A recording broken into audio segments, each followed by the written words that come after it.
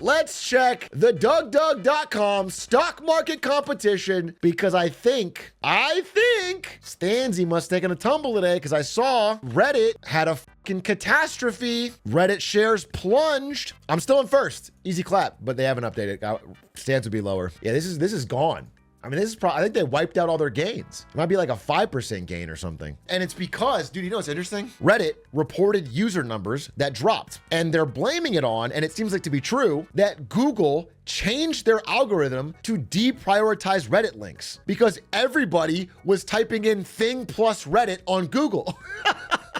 So Google, which has become just a Reddit search engine, is now trying to fight back against it, which is over Reddit, which relied on Google for all its discovery. It's pretty fucking fascinating. And so I think Stan's investment's gonna take a hit. Obviously Reddit was showing pretty good growth for a social media platform.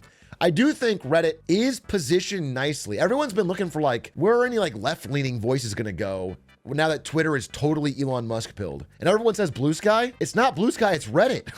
I've realized that Reddit has become the counter Twitter. It's like extremely, yeah, that is where they're going. Reddit is pretty lived up, I'll be honest with you. And so that's where they're seeing that growth. They're becoming the, you know, if Twitter is becoming the social media era Fox News, then Reddit's becoming MSNBC. They're both just carving out. We're just seeing every platform go through what TV went through, which is the best way to make money is to be an echo chamber for the people that's funny. But obviously Reddit is a little more decentralized. There's individual subs that can have their own culture. Like the beautiful Atrioc subreddit, which is constantly filled with incredible content that you just can't help but want to recap. It's time for Reddit with Atrioc. No, don't say it. I'm not doing it.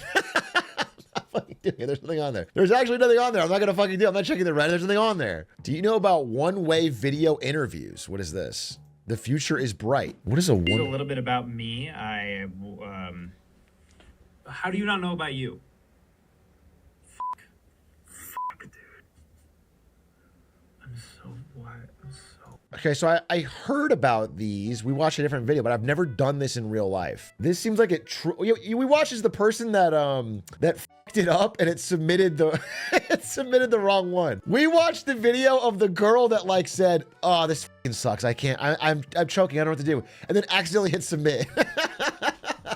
I hate these so much. Terrible experience. Yeah, I mean, it looks miserable. But I will say this is like designed to be exploited by ChatGPT. Because on a real interview, if you're like looking to the second monitor and trying to cheat, okay. But if you have this and you have time, you just put the question in and then you put it on your screen and then you read it and you're like, look confident. Just lip sync? Wait, I'm sorry. When you say just lip sync, what the fuck are you talking about? You can just read the words, right? Why do you need to lip sync? What? How does that help? I don't understand why you're gonna dub it over. If you're gonna chat GPT it, just read the words. What would be interesting is if you hired someone else to do it and then lip synced that. Just put in bad ADR. Oh my God. Or you do like people in college that submit a blank document. And they're like, oh, it must have had an error. You answer confidently, but you're not saying any words. So it's like, tell us about a time that you had a weakness or failed or something. And you're like,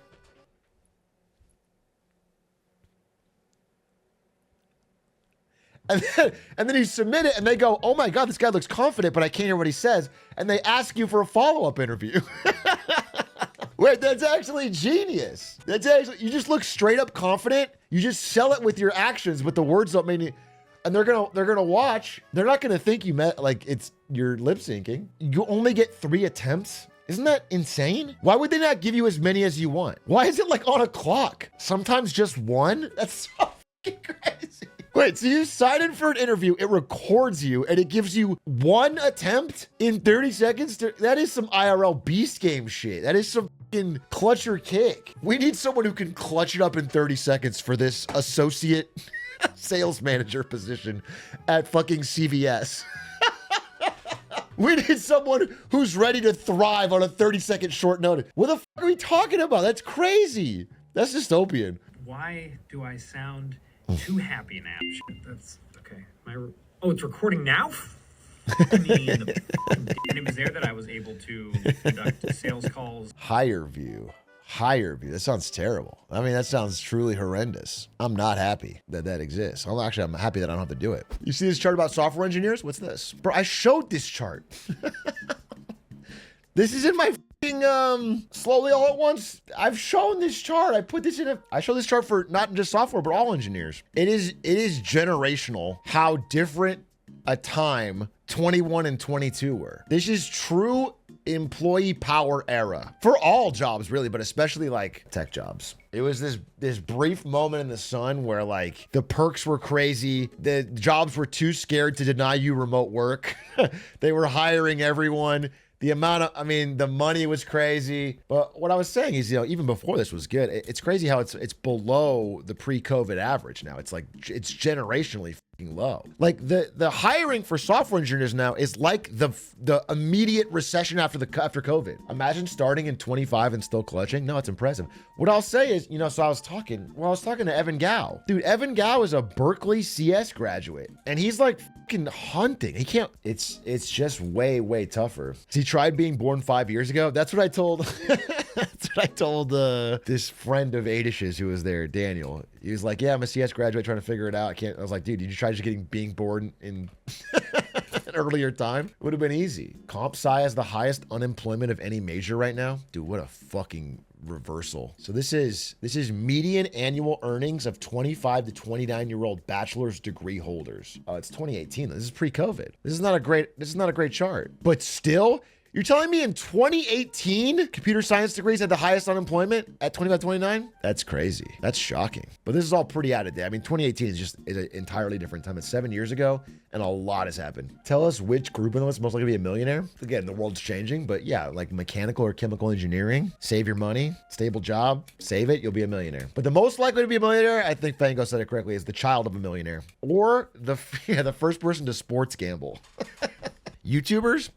Obviously, the sample size bias, right? I feel like the average YouTuber is struggling. My guess is the percentage-wise, most YouTubers are below minimum wage. Big Al, I was watching a VOD and you mentioned the majority owner of NVIDIA is still passive. Can you explain what that means? If I could pull up your message, I would. Okay, I'll show you. These are the top shareholders in NVIDIA. These are the largest owners. Vanguard, BlackRock, JP Morgan Chase, Morgan Stanley. It's not like the bank investing in NVIDIA to own it or to make a bet on it. This is all people's 401ks. It's passive. These especially. These are just passive. This is people's retirement savings, pensions, 401ks that are every month buying more NVIDIA, regardless of price. They don't care. It's the ever-inflating sort of passive bubble. And passive is market cap weighted, which means they buy more if you're bigger. If they're buying the S&P 500, they don't buy an equal share of all 500 stocks. They buy more of the biggest stocks. As they get bigger, it snowballs. And again, passive, which is like this type of stuff, like people just investing in 401k, has now passed over half the market. So over half of all stock trades are just done, or in terms of cash, not trades, but in terms of amount of cash put in the market